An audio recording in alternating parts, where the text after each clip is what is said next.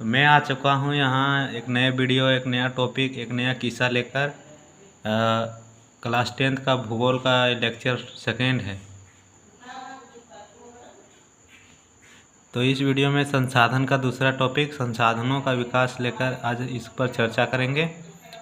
तो class 10th के भूगोल के हिसाब से संसाधनों का विकास का मतलब है यानी कि संसाधनों को अच्छी तरह से योजनाबद्ध होकर उपयोग करना, ताकि उसका ज़्यादा हनन ना हो सके और इसका प्रभाव अगली पीढ़ी पर ना पड़ सके।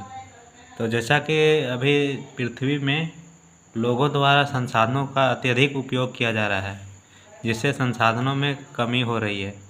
और गिरती मात्रा में संसाधनों की कमी होने से ऐसा अनुमान लगाया जाता है कि अगली पीढ़ी को हमारे कई सारे संसाधनों का नामो निशान नहीं मिलेगा।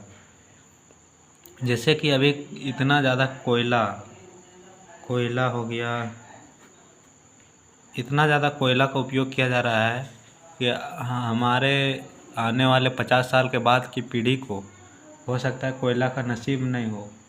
तो इसीलिए इस चीज़ को टॉपिक लिया गया है क्लास 10th के भूगोल यानी ज्योग्राफी बुक में, जिससे लोगों को पता चल सके कि संसाधनों को किस प्रकार से उपयोग करना है और इसका प्रभाव संसाधनों पर कोई भी प्रभाव ना पड़े। हमारी जो भी विकास, हमारी विकास है, आर्थिक विकास है, चाहे कोई भी विकास हम लोग का प्रगति में है, उससे संसाधन को थोड़ा कम नुकसान हो और सतत रूप से उसका उपयोग हो। तो सबसे पहले मान लेते हैं कि अभी कोयला है या फिर जल है,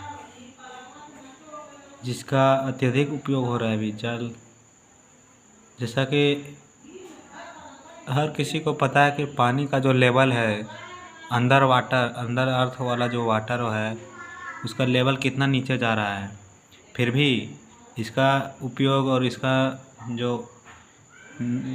इसको जो वेस्ट करते हैं, इसको नुकसान पहुंचाते हैं, कम नहीं कर रहा है लोग। तो इस तरह से हम लगता है कि अगली पीढ़ी को जो ज़मीन के भूमिगत जो जल है उसको पता भी नहीं चलेगा कभी हम लोग के पृथ्वी के अंदर जल था जो भी पीने लायक था। तो इसका कम से कम उपयोग करें और इस संसाधनों का विकास, इनके लिए एक पद्धति को अपनाया गया है, जिस पद्धति को बोला गया है सतत पोषणीय विकास।